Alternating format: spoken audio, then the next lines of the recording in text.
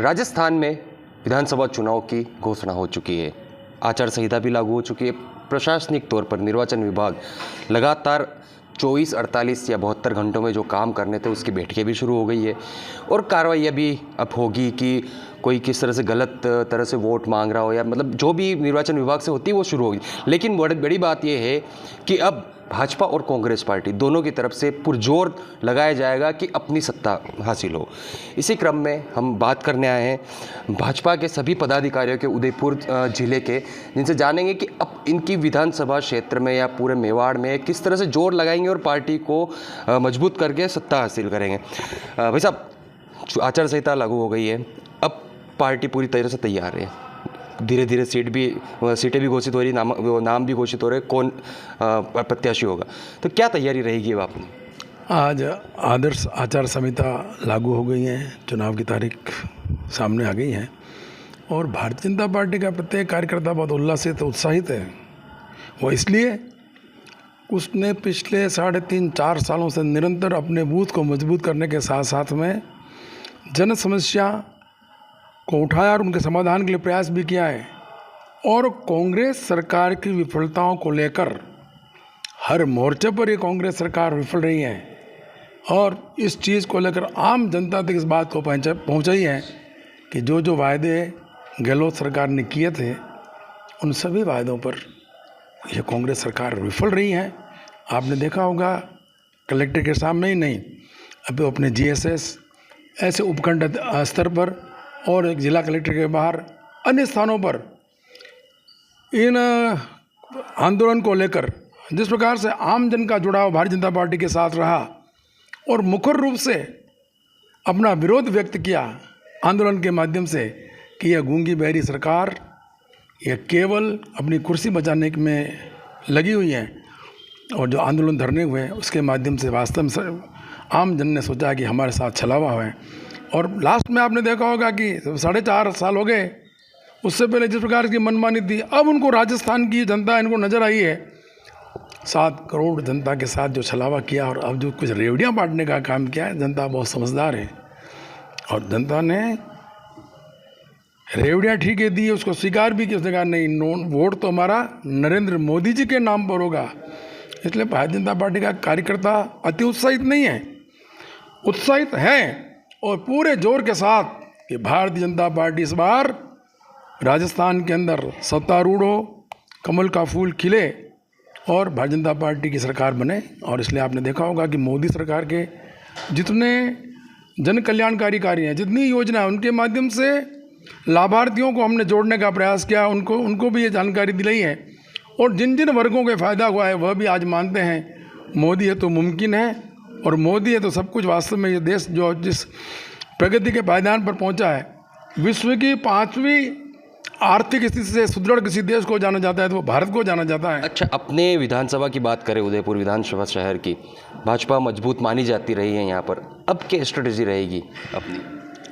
Bharatiya Janata party का जिस प्रकार से यहाँ पर संगठन मजबूत है और इस संगठन को मजबूत करने में, गढ़ने में, कार्यकर्ताओं को तैयार करने में गुलाब चंद कटारिया साहब का जो योगदान रहा है, मैं आपको बिल्कुल विश्वास के साथ कह सकता हूँ, यहाँ का प्रत्येक कार्यकर्ता जिस भी व्यक्ति को, प्रत्याशी को कमल का ये चिन्ह आवंटित होगा, उस प्रत्याशी को जी जान से जुटाकर राजस्थान की विधानसभा में भेजेंगे। अभी कटारिया जी हैं नहीं, असम के राज्यपाल बन गए हैं, तो यहाँ पर एक्टिव पॉलिटिक्स में नहीं है, तो उनके जाने के कारण कुछ किस तरह से होगा ये काम, क्योंकि उनको ही देख के वोट दिया जाता था, यहाँ माना जाता है ऐसा।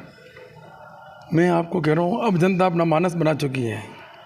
पिछली 3 जो यहाँ पर राजस्थान के अंदर नरेंद्र मोदी जी की जो विशाल आम सभाएँ हुई है, महासभा हुई है, उसके अंदर अपने जो भाव व्यक्त किए हैं और कार्यकर्ताओं ने अपने मन में दृढ़ निश्चय कर लिया है कि केवल और केवल कमल का फूल और कुछ भी नहीं। कोई प्रत्याशी आम किसी आप पार्टी के किसी भी कार्यकर्ता को पूछ लें, वही कहेगा जिसे पार्टी अपना चुनाव चिन्ह आवंटित करेगी हम उसके साथ हैं। इसलिए यहाँ पर किसी प्रकार का कोई विवाद नहीं है। और यहाँ की जो लोगों का जो विश्वास भारतीय जनता पार्टी के प्रति, आम जनता का, आपने देखा होगा कि ये छोटा वोट ये भारतीय जनता पार्टी का, आने वाला भी भारतीय जनता पार्टी का बनेगा। तो जनता भारतीय जनता पार्टी साथ में जुड़ी हुई है। अब उनके विश्वास को कैसे कायम रखा जाए, ये प्रत्येक कार्यकर्ता तन मन धन से लगकर पार्टी की रीति नीति, पार्टी की विचारधारा और पार्टी के को सुदृढ़ बनाने के लिए और किस प्रकार से प्रभावी रूप से आम जन तक पार्टी का कार्यकर्ता पहुंचे और पार्टी के प्रत्याशी जिता हुए। तो मेरा मानना है कि पार्टी के कार्यकर्ता बिल्कुल आज देखा होगा पार्टी का कार्यकर्ता जैसे ही इसकी घोषणा, अभी कुछ लोगों का फ़ोन भी आया था, भाई साहब 23 तारीख को चुनाव है, 23 तारीख को एकादशी भी है, वो है।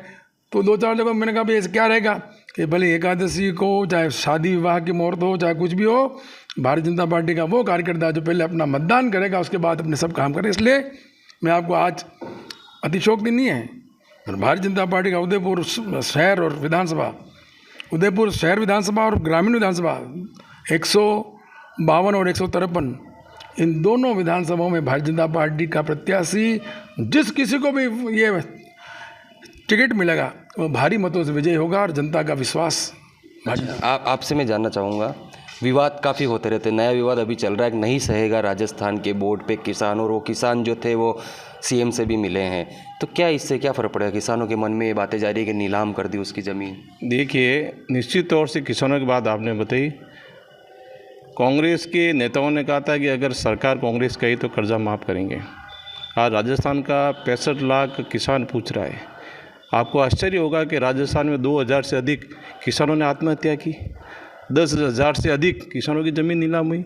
और जो ये बात है इन कांग्रेस की, मैं नहीं कह रहा हूँ, कांग्रेस एक मुख्यमंत्री अपने उप मुख्यमंत्री के लिए नाकारा निकम्मा शब्द यूज करते हैं, ये मैं नहीं कह रहा हूँ। कांग्रेस के एक मंत्री राजेंद्र गुड़ा जिस प्रकार से लाल डायरी विधानसभा में लहराते हैं और कहते हैं कि इस बार अगर वापस चुनाव होंगे तो एक फॉर्चूनर में बैठे जीते विधायक आए, ये मैं नहीं कह रहा हूँ। कांग्रेस के एक बहुत सीनियर लीडर भरत सिंह जी कह रहे हैं, प्रमोद भाया भ्रष्टाचार में डूबा है। जो थोथी घोषणा उन्होंने की, चाहे युवाओं के रोजगार की बात हुए, बेरोजगारी को भत्ता देंगे, राजस्थान में 25 लाख आज बेरोजगार युवा उनसे पूछ रहे हैं, बिजली के बिल कम करेंगे माँ पर, बिजली आती नहीं है आजकल।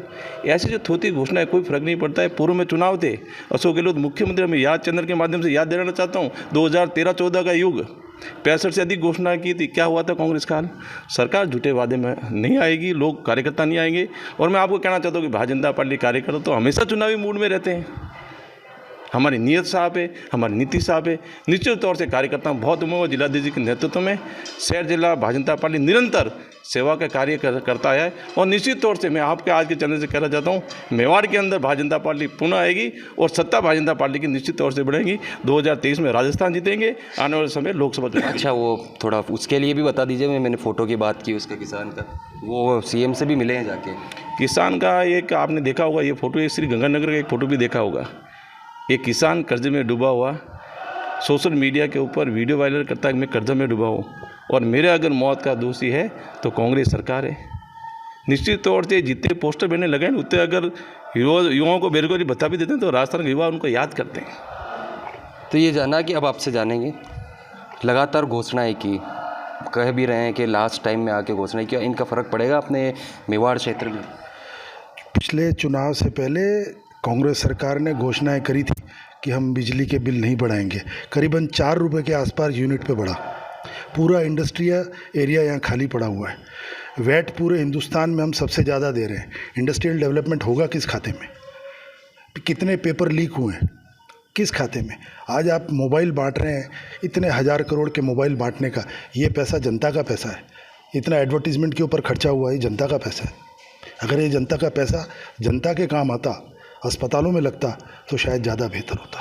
अच्छा, कांग्रेस तो अपने वोट मांगने जाएगी तो उनके पास है कि वो कांग्रेस सीएम की जो घोषणाएं हैं उन घोषणाओं को लेके जाएगी। कितनी घोषणाएं, भाजपा जो वोट लेगी वो किस बिहाफ पे लेगी? हमारा संगठन नीति और नियति ईमानदार छवि से, जैसा ऊपर संगठन तय करेगा उस हिसाब से हम वोट मांगने जाएंगे। आप बताइए, आप उदयपुर विधानसभा में किस रूप में देखते हैं कि यहाँ पर कौन प्रत्याशी आए, किस तरह से यहाँ पर जीतें, किस तरह से कार्यकर्ता आगे काम करेंगे? हमारे यहाँ तो भारतीय जनता पार्टी का जो प्रत्यक्ष होगा वो कमल का फूल होगा, इसमें कोई विवाद नहीं है।